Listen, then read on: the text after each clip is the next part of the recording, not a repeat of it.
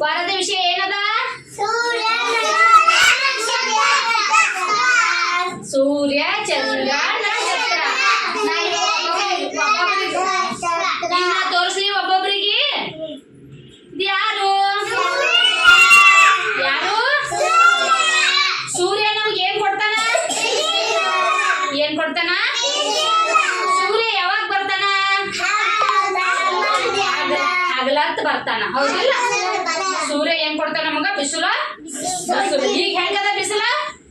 ಜೋರದ, ಹೌದಿಲ್ಲ?